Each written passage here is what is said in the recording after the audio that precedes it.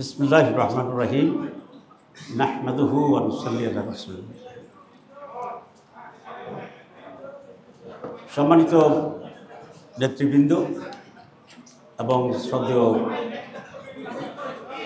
সাংবাদিক বন্ধুগণ, আসসালামু আলাইকুম ওয়া রাহমাতুল্লাহি ওয়া বারাকাতুহু।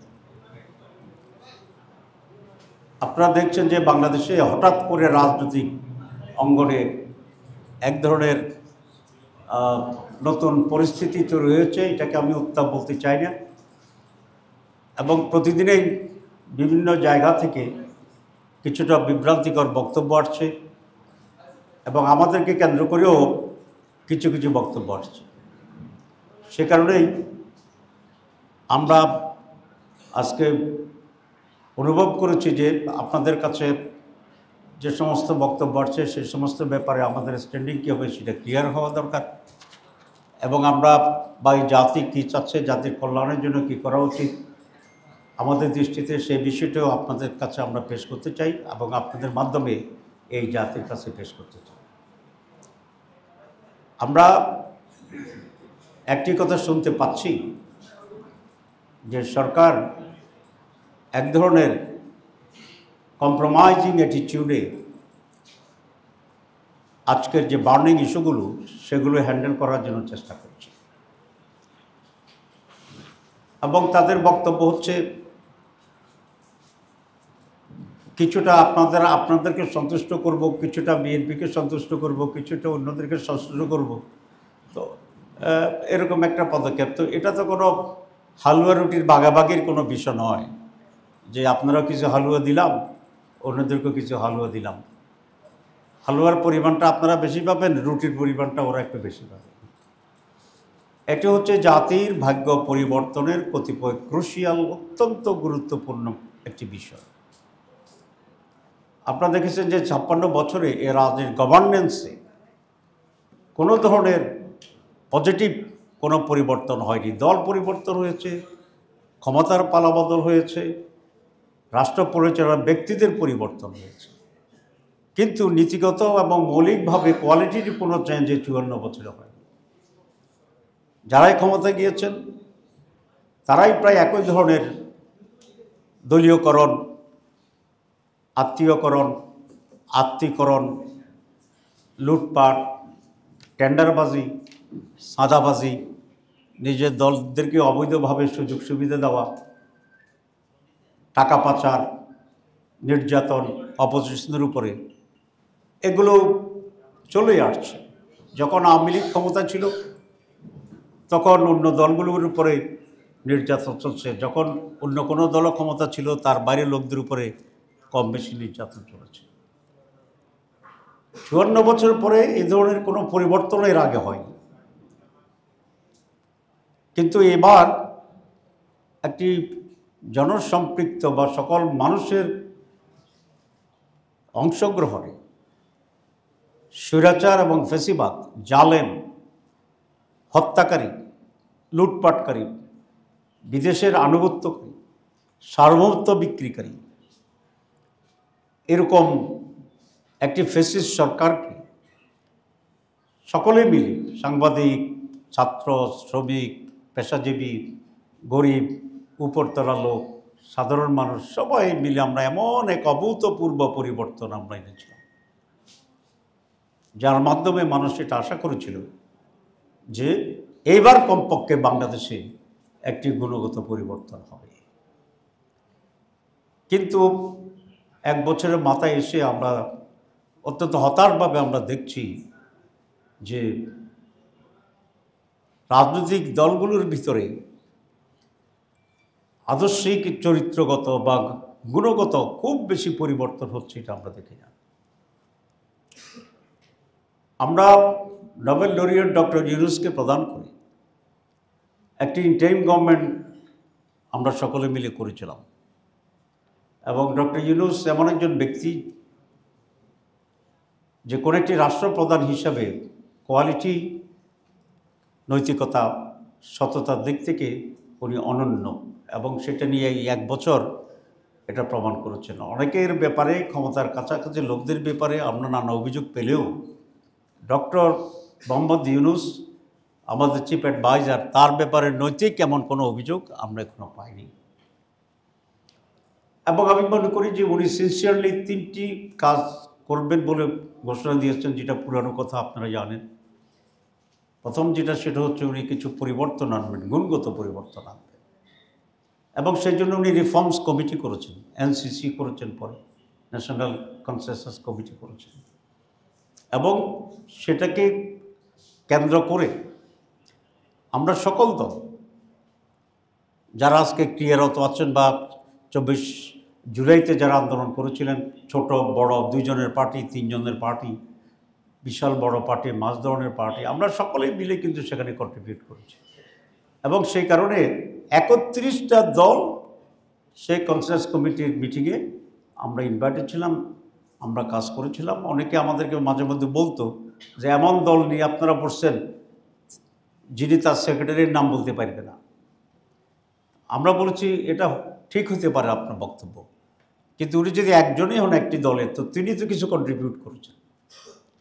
সুতরাং জুলাই মুভমেন্টে একজনও, এক দলে একজন হলেও যারাই কন্ট্রিবিউট করেছে, একটা স্লোগান দিয়েছে, কাউকে একটু পানি দিয়েছে, আমরা সকলকে রিকগনাইজ করে দেশের একটা সার্বিক পরিবর্তন আনার জন্য আমরা কিন্তু একটা সংস্কার কমিশনের অধীনে কয়েক মাস ধরে আমরা কাজ করছি। এবং আপনারা প্রায় সকলেই সকালবেলা যেতেন, আবার রাত পর্যন্ত সেখানে থাকতেন, আমাদের ব্রিফিং নিতেন, টেলিভিশনে ব্রডকাস্ট করা হয়েছে। এবং একটা নীতিগত কনসেনসাস পর্যায়ে আসার জন্যই তো মাসের পর মাস লাগছে। ব্যাপারটা যদি এমন হতো যে পার্টি যেটা বলে সেটাই ঠিক এবং সেটার উপরে একটা গণভোট হবে, তো তাহলে তো আমরা বলতাম সব পার্টিকে যে আপনারা কী কী চান লিখে দেন, সব পার্টির লিখার উপরে একটা গণভোট হবে। তো সব পার্টি লেখার উপরে যদি একটা গণভোট হইতো, এক পার্টি একটা লিখতো, তো আসলে কোনটা সিদ্ধান্ত হইতো, গণভোটের রায় কী হইতো? It's impossible. সেই জন্যই যে সকল দল মিলে আলাপ আলোচনা করে, কম্প্রোমাইজ করে, স্যাক্রিফাইস করে, এক একটা অন্য গ্রহণ করে, যেটা আমরা একটা কনসেনসাসে ঐক্যমত্যে এসে পৌঁছেছিলাম, সিদ্ধান্ত হয়েছে, that was the final and that was the decision of the consensus committee. আমি আরেকদিন আপনাকে দেখাইছিলাম যে কনসেনসাস কমিটির ভিতরে দেখা যায় 29টা দল একমত হয়েছে, 2টা দল দ্বিমত পোষণ করেছেন, 26টা একমত হয়েছে, 5টা দ্বিমত করছে। It's natural. সিদ্ধান্ত হওয়ার প্রক্রিয়া তো এটাই যে মেজরিটি যেটা, আমরা কিন্তু এখন মেজরিটিতেই এবার নেইনি, আমরা মোর দেন 2/3 যারা একমত হয়েছে তারটাকেই সিদ্ধান্ত হিসেবে দিয়েছি। কোশ্চেন আছে নোট অফ ডিসেন্টের ব্যাপারে। ইয়েস, নোট অফ ডিসেন্টও সারা দুনিয়ায় প্রচলিত দ্বিমত পোষণের একটি গণতান্ত্রিক প্রক্রিয়া। এটা ব্যক্তি দিতে পারেন, দলও দিতে পারেন। সেই হিসাবে যাদের যে দ্বিমত ছিল তার সেখানে নোট অফ ডিসেন্ট দিয়েছে। কিন্তু পৃথিবীর ইতিহাসে একটি ঘটনাও নাই, আমি আপনাদেরকে চ্যালেঞ্জ দিয়েছি এই জন্য যেহেতু এটা নিয়ে একটা বিভ্রান্তি তৈরি করছে। আমি অনেক বুদ্ধিজীবীকে, বিশ্ববিদ্যালয়ের শিক্ষকদেরকে জিজ্ঞেস করেছিলাম যে এরকম ডিসেন্ট সহ গণভোটের কোনো নজির আছে কিনা। অনলাইনে তারা যতটুকু জানতে পেরেছে কালকে আমাকে বলেছে নোট অফ ডিসেন্ট সহ কোনো গণভোটের কোনো নজির সারা দুনিয়াতে এখন পর্যন্ত নাই। কারণ নোট অফ ডিসেন্ট হচ্ছে একটি ব্যক্তির অথবা একটি দলের তার দ্বিমত থাকার বিষয়, কিন্তু সিদ্ধান্ত তো হচ্ছে যেটা মেজরিটি নিয়েছে, 2/3 নিয়েছে, 3/4 নিয়েছে, যেটা হচ্ছে সেটা। সুতরাং বিএনপি নোট অফ যখন ডিসেন্ট দিয়েছে আমরা কোনো আপত্তি করিনি। আমি এবং বিএনপির প্রতিনিধি আমরা দুজন কিন্তু এক সোফায় বসতাম। অ্যারেঞ্জমেন্টটা এমন ছিল যে একটা সোফায় 2 জন জামাত এবং বিএনপির প্রতিনিধি, তার পাশে আর একটা সোফায় আমাদের সাথে সঙ্গে ছিল তারা, আপনারা দেখেছেন। বিএনপির প্রতিনিধি যখন নোট অফ ডিসেন্টের কথা বলতো অনেক সময় আমি এক সাপোর্ট দিতাম যে ঠিক আছে ওনাদের নোট অফ ডিসেন্ট আছে, ইউ ক্যান রেকর্ড ইট। কিন্তু নোট অফ ডিসেন্ট তো ওনাদের দলের একটা আলাদা বিষয়, একটা কনসেনসাস কমিটির সিদ্ধান্তের সাথে হ্যাজ নো রিলেভেন্সি, মানে এটার কোনো প্রাসঙ্গিকতা নেই। এবং আমি আবার রিপিট করছি, দুনিয়ার কোথাও নোট অফ ডিসেন্টের উপরে গণভোট হয় নাই। আজকে আমি আপনাদের মাধ্যমে এই তথ্য দিচ্ছি। ওনারা যদি রেকর্ড দেখাতে পারে, I will withdraw my position. এখন বিএনপি কিন্তু সংস্কারের প্রথম থেকেই তারা কিছুটা অনগ্রাহী ছিল।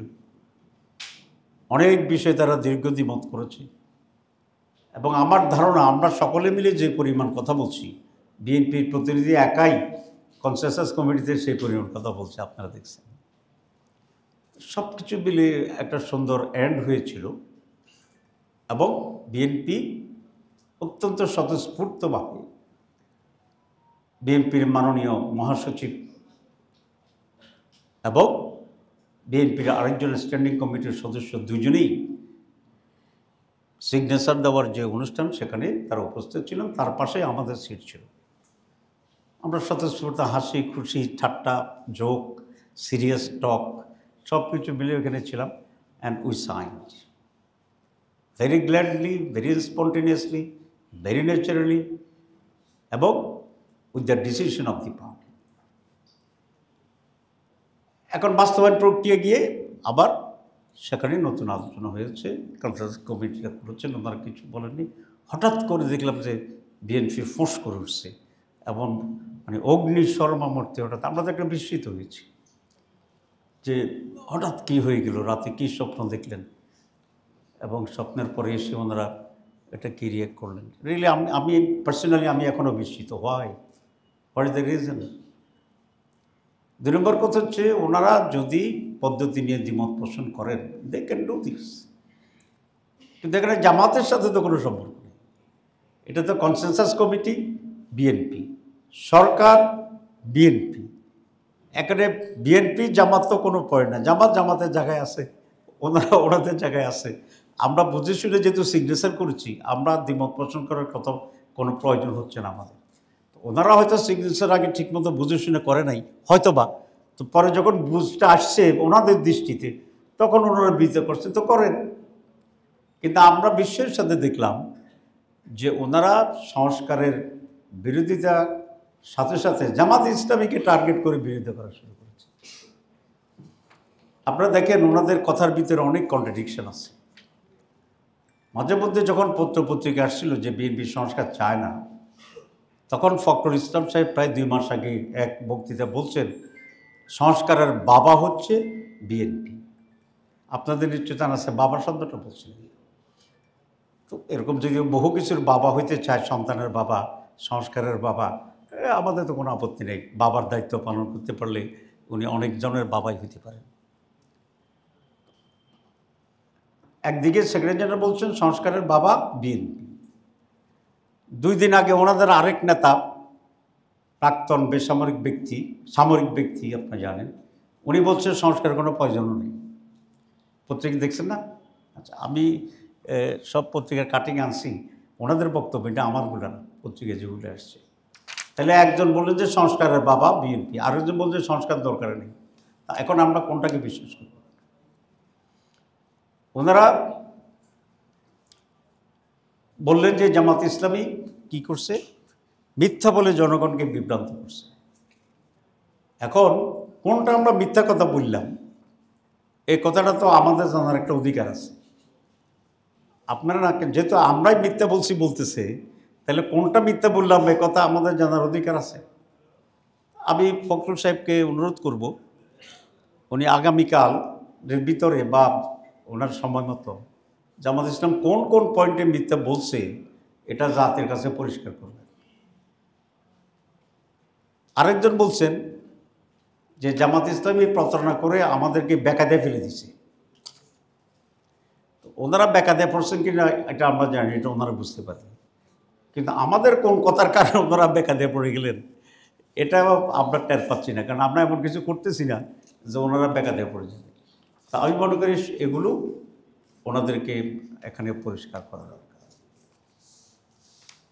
ওনারা এখন একজন এক চ্যাপ্টার নিচ্ছেন জামাতের বিরুদ্ধে, সেক্রেটারি জেনারেল এক চ্যাপ্টার, স্ট্যান্ডিং কমিটি আরেকজন আরেক চ্যাপ্টার।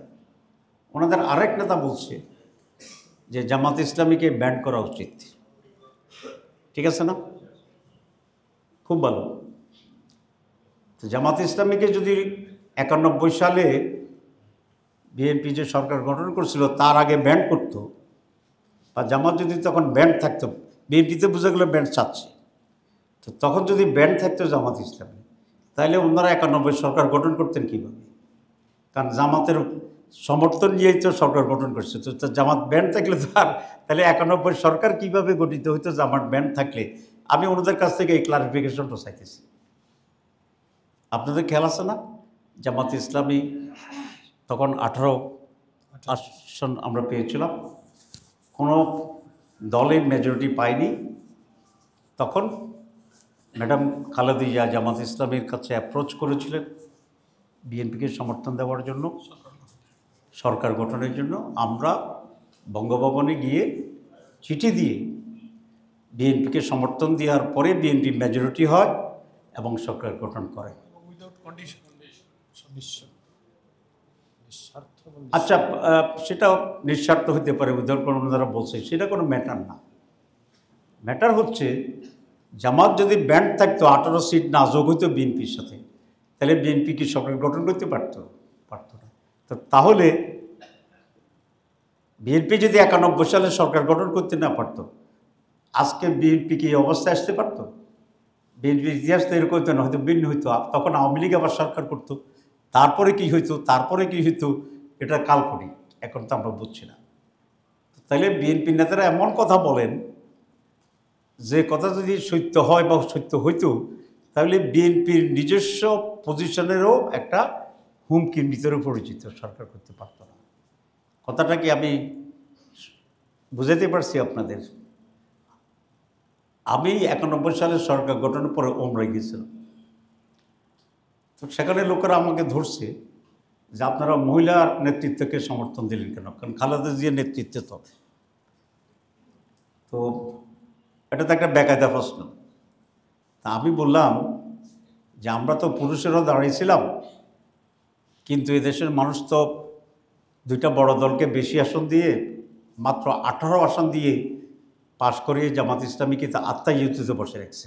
আত্মাইয়ুত বুঝেন তো, নামাজ শেষ করার আগে যে আমরা পড়ি বসে, তো জামাত তো আত্মাইয়ুতে বসে দিয়েছে মানুষ, দুই পক্ষে দুই মহিলা। এখন আমাদের অবস্থা ছিল এরকম যে আমরা যদি মহিলার দিকে না তাকাই, তাহলে আজীবন আত্মাইয়ুতে বসে থাকতে হয়, সালাম ফিরাতে পারি না। তো আরেকটা হচ্ছে কোনো রকমের ডান দিকে তাকাইয়া সালাম ফিরাইয়া আবার সোজা হয়ে দাঁড়িয়ে গেলাম, ঠিক আছে? তো আমরা 91 সালে ওই আত্মাইয়াতু থেকে নামাজ শেষ করার জন্য বিএনপির দিকে সমর্থন দিয়া তো আমরা এই সরকারটা গঠন করে দিয়েছি। তো এই জন্য বলছি যে বিএনপি যে বলছে জামাতকে ব্যান্ড করতো, জামাত যদি 91 আগে ব্যান্ড হতো, তাহলে বিএনপি কীভাবে সরকার গঠন করতো জামাতের সহযোগিতায়, এই ব্যাখ্যাটা আমি ওনাদের কাছ থেকে চাই। আজকে আমাদের বেশি কথা না, আমাদের বন্ধুরা যেটা বলে সেটার ব্যাপারে আমরা একটু ক্লিয়ার হতে চাইতেছি। এরপরে আওয়ামী লীগের বিরুদ্ধে যত আন্দোলন হয়েছে, এই আন্দোলনে সবচেয়ে বেশি স্যাক্রিফাইসটা কে করছে, যে কারণে আজকে এই পরিবর্তন, যে কারণে আছে আরেকটা সরকার গঠনের চিন্তা, নির্বাচনের চিন্তা।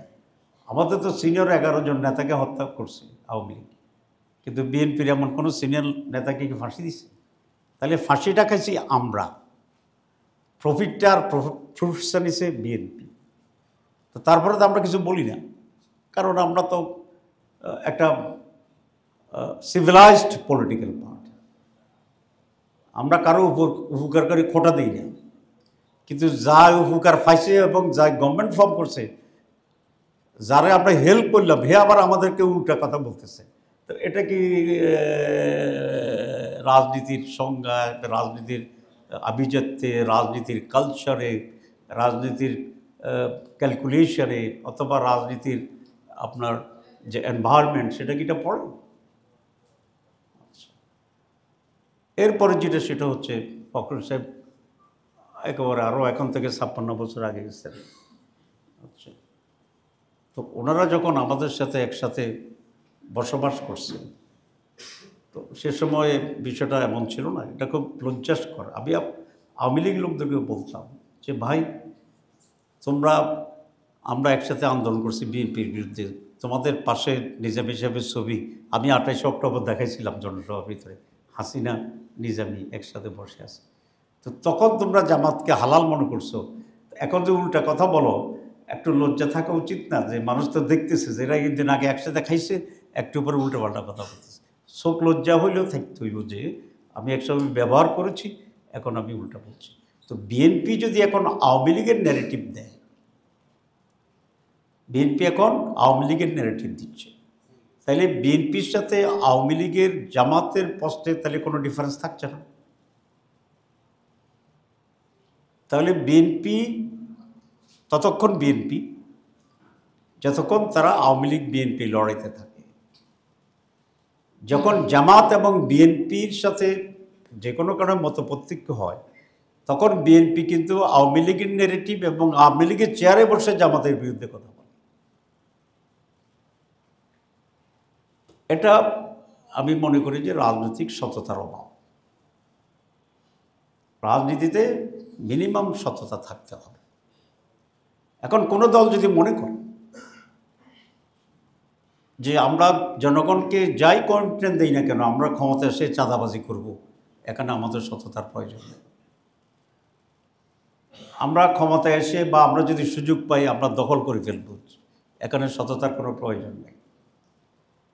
আর একইভাবে তারা যদি রাজনীতিকেও সেইভাবেই চিন্তা করেন যে আমরা রাজনীতিতেও কোনো সততা মেনটেন করব না, আমরা প্রয়োজন হলে একসাথে থাকবো, প্রয়োজন হলে একসাথে খাবো, প্রয়োজন হলে একসাথে ঘুমাবো, প্রয়োজন হলে একসাথে ট্রেন চড়ব, প্রয়োজন হলে একসাথে মন্ত্রী পরিষদেও থাকবো, প্রয়োজন হলে আমরা কাঁধে কাঁধ মিলিয়ে ইলেকশনও করব, আবার যখন প্রয়োজন হবে আমরা সততার পরিচয় না দিয়ে তাদের বিরুদ্ধে ওই ইস্যুগুলো নিয়ে গালিগালাজ করব, যে ইস্যুগুলো ফেসিবাদ এবং স্বৈরতন্ত্র তাদেরকে চিহ্নিত করতে চায়। এইটাই যদি রাজনীতির ক্যারেক্টার হয়, দলগুলোর ক্যারেক্টার হয়, তো তাহলে 54 বছরের যে সাফারিংসটা, এটা কি জনগণের জন্য? নো। জনগণের ভুল সিদ্ধান্তের জন্য? নো। 54 বছরের জনগণ সবসময় সঠিক সিদ্ধান্ত নিয়েছে। এটি পলিটিক্যাল পার্টিস, দি করাপ্ট পলিটিক্যাল লিডার্স, অকৃতজ্ঞ রাজনীতিবিদ, যখন যা তখন তা, এরকম চরিত্রের রাজনীতির নেতৃত্ব আজকে বাংলাদেশের এই সকল ক্রাইসিসের জন্য প্রধানত রেসপন্সিবল বলে আমরা মনে করি। জামাত ইসলামী কখনোই মুনাফিকি করে না, জামাত ইসলামী কখনোই কারোর সাথে কোনো প্রতারণা করে না। এটা কেউ যদি খুবই ডকুমেন্টেড, আমি ডিবেটে রাজি আছি। যারা জামাত ইসলামকে এরকম শব্দ নিয়ে আজকে মানুষকে বিভ্রান্ত করতে চাচ্ছেন, আমি ব্যক্তিগতভাবে তাদের সাথে, অথবা তারা যদি কোনো দলের প্রতিনিধিত্ব করেন, সেইভাবেও আমরা ওপেন ডিবেট করতে রাজি আছি যে আমরা এগুলোর সাথে আমাদের কোনো সম্পর্ক নাই। পাবলিকলি আমরা ওপেন এ নিয়ে চ্যালেঞ্জ করতে চাই।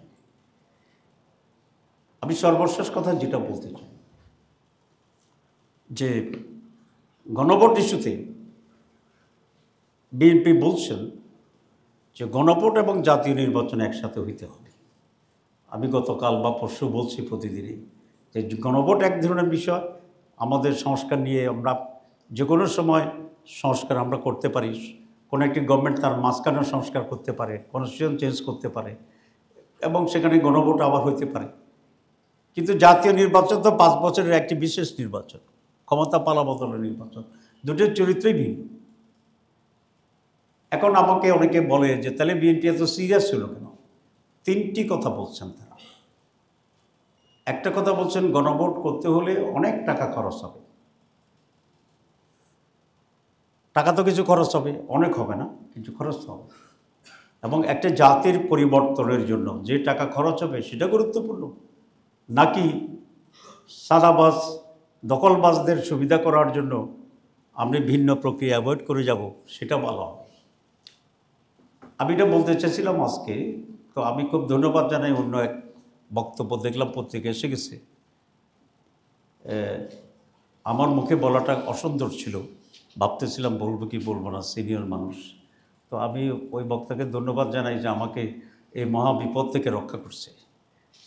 তিনি বলছেন যে গত 14 বছর আর এই ইউনূস সরকারের 1 বছরে, আমি কোনো দলের কথা বলি না, ইউনূস সরকারের কথা বলছি, কিন্তু কে করছে সেটা ইউনূস সাহেব বের করবে।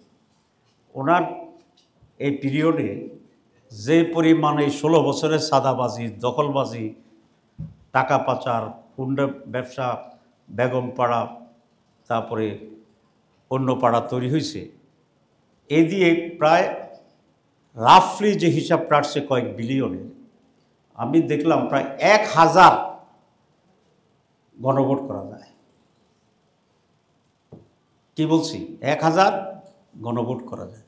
ওনারা গণভোটের টাকা নিয়ে খুবই উদ্বিগ্ন, দেশের জন্য অনেক ভালোবাসা, এটাকে আমি ধন্যবাদ জানাই। কিন্তু 1000 গণভোট করার মতো টাকা যে সাদাবাজি, লুটপাটবাজি, দখলবাজি, ফাঁসার হইয়া গেছে, এই ব্যাপারে কিন্তু তারা কোনো কনসার্ন করছে না। যদি করতেন তাহলে আমি বলতাম যে না, ওনারা রিয়েলি এটার ব্যাপারে খুবই, দেশের সম্পদের রাজস্ব টাকার ব্যাপারে দে আর ভেরি সিরিয়াস। দেশের কল্যাণের জন্য this is not a big amount. এবং একজন ইলেকশন কমিশনার, ওনার নাম কি, টুটু কি কি মহিলা একটা, আচ্ছা, উনিও দেখলাম এক জায়গায় বলছে যে 300 কোটি না 3000 কোটি টাকা খরচ হবে। এটা ওনার একটা অধিক বাক্য ব্যয়। এটা ইলেকশন কমিশনের দায়িত্ব না টাকা জোগাড় করা। ওনারা কোনো একটি দলকে ফেভার করতে চাচ্ছেন, সেটাও আমার কথা নয়। আমি পরে চিন্তা করলাম যে বিএনপি কেন এত স্ট্রং ল্যাঙ্গুয়েজে বিরোধিতা করছে। ফখরুল সাহেব দেখলাম বললেন যে আমরা জীবনেও মানব না। তো পরে আমার হঠাৎ মনে হইল ডাকসু নির্বাচনের কথা, কারণ ডাকসু, চাকসু, জাকসু, রাকসু নির্বাচনে সবচেয়ে মেধাবী, তরুণ, স্মার্ট, আধুনিক ছেলেদের চয়েসের ভোট দেওয়ার যে একটা চিত্র ফুটে আসছে, ডাকসুটা হয়তো আমি ডাকসু নির্বাচনে খুব ইনভলভ ছিলাম দেখার জন্য, না বুঝে মানে দূর থেকে দেখার জন্য। তা আমি ধারণা করেছিলাম যে ডাকসুতে বোধহয় একটা অ্যাক্সিডেন্ট হয়ে গেছে, ছেলেমেলে বুঝতে পারে নাই কারে ভোট দিয়ে ফেলছে। পরে যখন দেখলাম যে জাকসু একই অবস্থা, তখন ভাবলাম যে বোধহয় না বুঝে শুনে দিচ্ছে, সবাই না হইলেও কিছু লোকে। পরে দেখলাম যে রাকসু একই অবস্থা, তখন ভাবলাম যে বাংলাদেশের অবস্থা বোধহয় এর কাছাকাছি। সিটাগাঙে যখন দেখলাম যে একই অবস্থা, তখন কনফার্ম হইলাম যে 4 কোটি তরুণের প্রতিনিধিত্বকারী 4টা বিশ্ববিদ্যালয়ের শিক্ষিত মেধাবী ছাত্রদের মনের অবস্থায় চয়েসটাই এখন এইটা। এখন বিএনপি যদি জানতো যে ছাত্র শিবির সব ইউনিভার্সিটিতে 3 গুণ 4 গুণ 5 গুণ ভোট পাইয়া গণবিশ্ববিদ্যালয়ে ইলেকশন হয়েছে, আপনারা অনেকে, আমিও টের পাইনি, শুনছি ওই দলের বিপি ক্যান্ডিডেট নাকি 1 ভোট পাইছে। তো তো সেটি তারা দেখছে যে এটা একটা রিফ্লেকশন হবে। এখন গণভোট যদি হয় আগে, তাহলে আমি নিশ্চিত 80% হার পক্ষে হবে বিএনপি যদি বিরোধিতা করে, আর 20% নার পক্ষে হবে যদি বিএনপি না থাকে। এখন সব ইউনিভার্সিটিতে শিবির, আবার গণভোটেও 80% জামাতের পক্ষে, হার পক্ষে। তো তাহলে জাতীয় নির্বাচনে ওনারা তো বুঝে গেছে এটার ইম্প্যাক্ট ওইখানে পড়বে না। গণভোটে ওনারা জীবনও না যাওয়ার প্রধান কারণ আমি এখন বুঝে পাইলাম যে এই গণভোটও 80% লোক হার পক্ষে থাকবে, এবং এটারই প্রতিফলন হবে জাতীয় নির্বাচনে। তো জাতীয় নির্বাচনের আগে যদি একটা জাতীয় নির্বাচন হয়ে যায়, এটা তো একটা ধরনের জাতীয় নির্বাচন, তো তাহলে তারা এই নির্বাচনটাকে কেন মানবেন সচেতনভাবে, যেটা 80% ওনাদের চিন্তার চেতনার সমর্থনের বিপরীতে যাবে। তবে একটা জিনিস আছে, তারা যদি হাঁ ভোটের পক্ষে থাকে, আমরাও হাঁ ভোটের পক্ষে থাকি, তাহলে আর মানুষ এটা বুঝতে পারবে না যে বিএনপির পক্ষে হাঁ কত, জামাতের পক্ষে হাঁ কত। সুতরাং এটা তাদের একটা কৌশল হইলে আমি মনে করি ওনারা এখানে মোটামুটিভাবে একটা, শব্দটা বলতে চাই না, একটা সুন্দর পরিবেশ এখানে থাকতে পারবে। আমি লাস্ট কথা বলছি, কিছু কথা তো আমরা পলিটিক্যাল রেটরিক হিসেবে বললাম, সব কথাটি আমি খুব সিরিয়াসলি বলি নাই, কিছু সিরিয়াসলি বলছি। আমরা চাই, এখনও চাই যে দেশটা এখন যে হঠাৎ, আমরা সকলে তো নির্বাচনের প্রস্তুতি দিচ্ছি, আপনারা জানেন আমরা 300 আসনে নমিনি দিছি, কাজ করতেছি, তারপরে বলে জামাত ইসলাম ফেব্রুয়ারি নির্বাচন চায় না।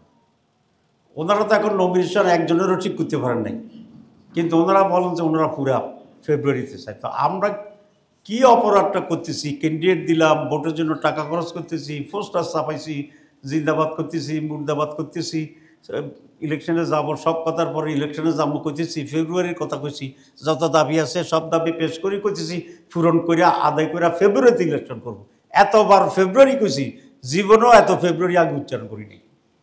তারপরেও ওনারা বলে যে জামাত ইলেকশনের ভিতরে ষড়যন্ত্র করতেছে, আর ওনারা এখনো ক্যান্ডিডেট নমিনেশন দেয়নি, কিন্তু বলে যে ওনারাই ফেব্রুয়ারিতে নির্বাচনের চ্যাম্পিয়ন। এখন এইসব কথা নিয়ে জোগাড় করবে।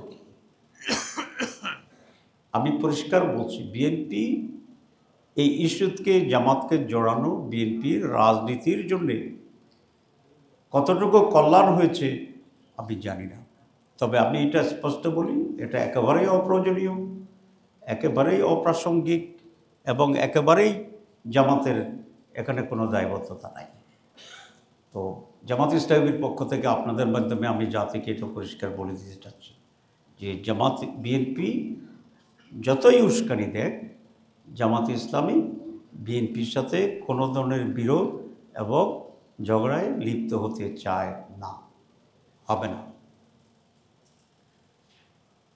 আমরা চাই মানুষের ভিতরে যে একটা আতঙ্ক, সন্দেহ তৈরি হয়েছে, মানুষ কিন্তু আতঙ্কিত যে কী হবে,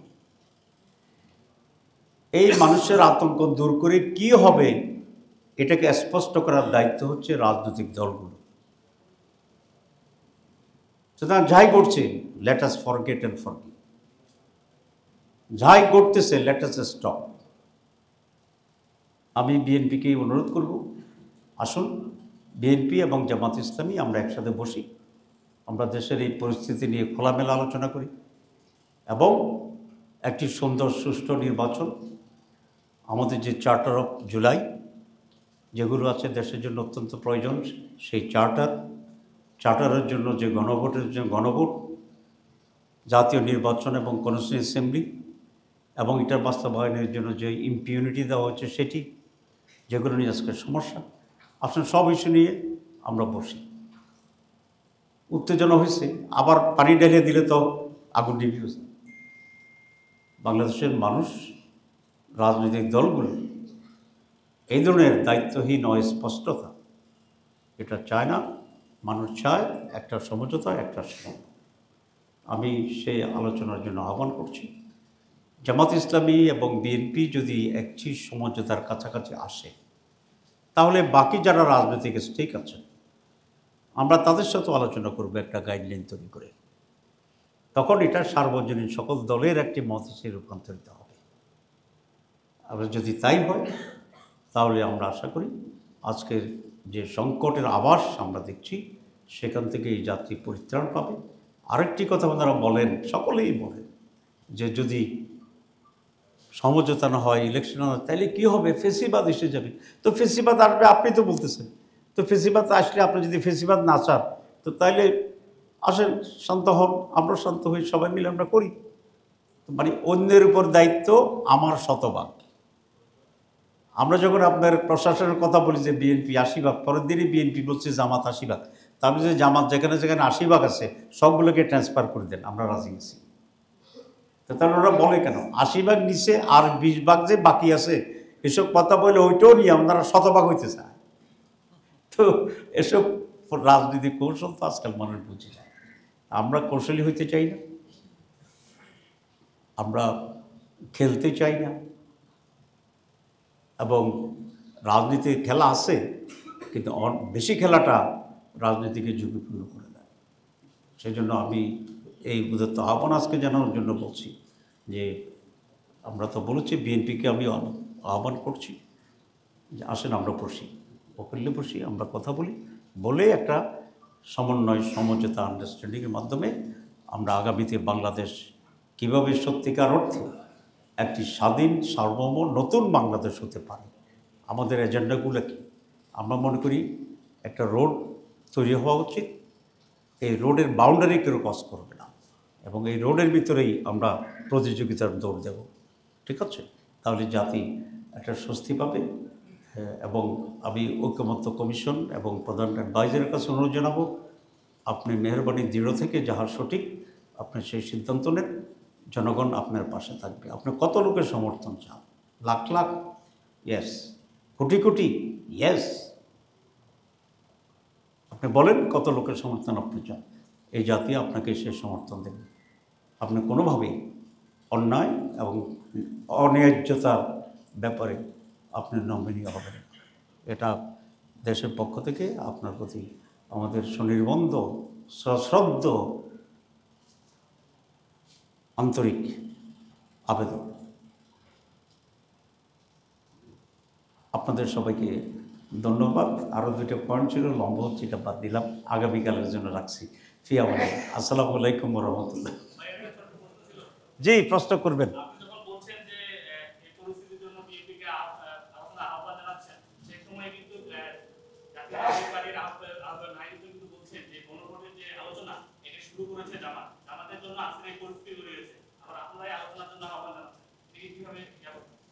গণভোটের প্রস্তাব তো জাতীয় কনসেনসাস কমিটিতে আসছিল, এবং এটাকে লিখিত ভিত্তি দেওয়ার জন্য গণভোটের প্রয়োজন বলে আমরা সকলে একমত হয়েছি, এবং যিনি এই কথা বলেছেন তার দলও সেখানে বক্তব্য রেখেছে, এটার পক্ষে একমত হচ্ছে। সে রেকর্ড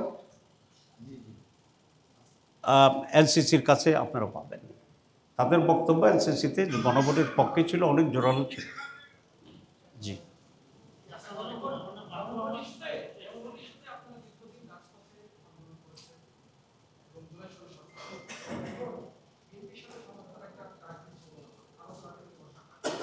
জি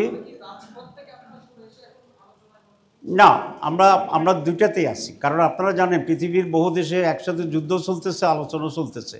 ইসরায়েলে আপনারা দেখছেন না, তারপরে আপনারা এই পুতিন এবং এর যে কি না, দেশটা হচ্ছে ইউক্রেন হচ্ছে না, আফগানিস্তান আর পাকিস্তান যুদ্ধ শুরু হয়েছিল, আবার আলোচনা চলতেছে না। This is the normal practice of the world, both in war, both in চুক্তি, সব জায়গায় আমাদের আন্দোলন দুইটাই চলবে। আগামীকাল আমাদের শীর্ষ নেতৃবৃন্দের বৈঠক আছে, আমাদের সাথে যে 8 দল আছে সেই শীর্ষ বৈঠকে আমরা আন্দোলনের পরবর্তী কর্মসূচি দেব। আমাদের পক্ষ থেকে একটা মহাসমাবেশ করার প্রস্তাব আমরা কালকে রাখব।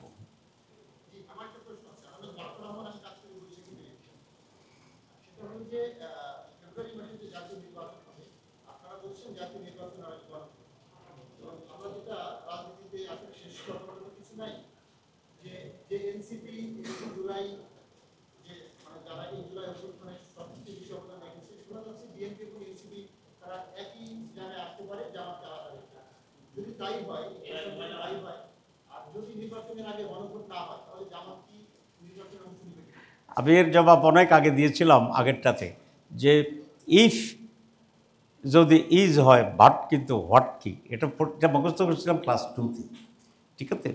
তো বলছি নির্বাচনে ইফ যদি বাট এসব নিয়ে কোনো কিছু বলার কোনো সুযোগ নেই আর কি। জি।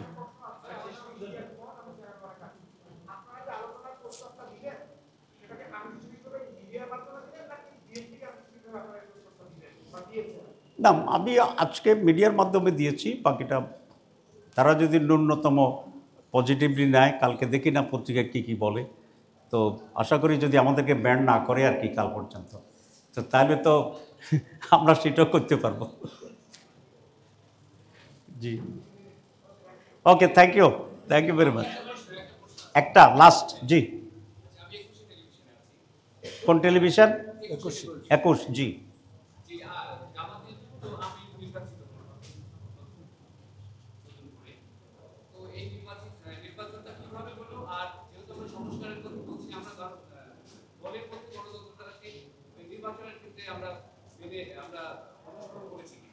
আচ্ছা, উনি আপনাদের যদি ধৈর্য থাকে আমি 1 মিনিট জবাব দিই। প্রথম কথা হচ্ছে আমি তো নতুন নির্বাচিত হয়ে গেছে এই খবর ওনার জানা আছে, আমাদের কিন্তু জানা নাই। আচ্ছা, কারণ হচ্ছে এখনো আমরা কোনো রেজাল্ট আজকে দিচ্ছেন সকালে।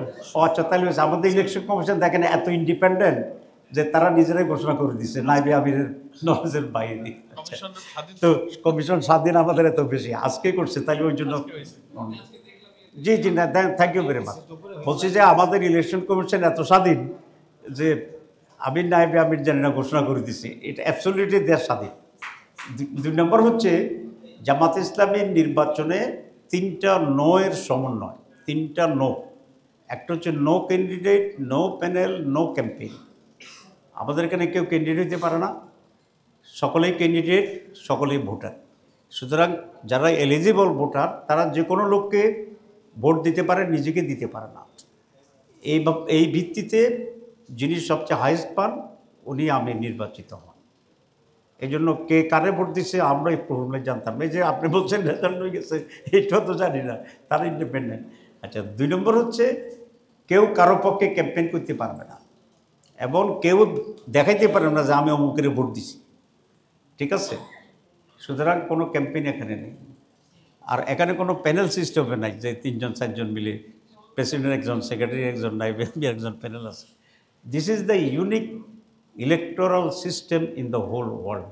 কোথাও এইরকম ফেয়ার, নিরবিচ্ছিন্ন, পিওর নির্বাচনী পদ্ধতি নাই। কারণ আমাদের একটা বেসিক পয়েন্ট আছে, ক্ষমতার প্রতি লোভ, এটা এখানে জায়েজ নেই। কেউ যদি ডাইরেক্টলি ইনডাইরেক্টলি প্রমাণিত হয় যে উনি আমির হতে চান, উনি সেক্রেটারি হতে চান, তাহলে he will be declare unfit for this.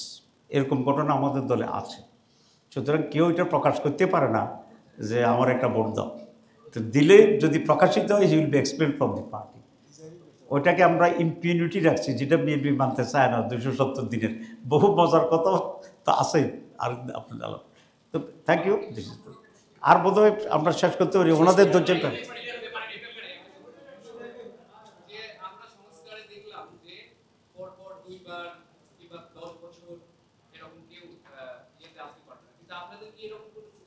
না, আমাদের এখানে কোনো বার নেই এখন পর্যন্ত, কোনো বার। জি, thank you very much, thank you, thank you very much, thank G.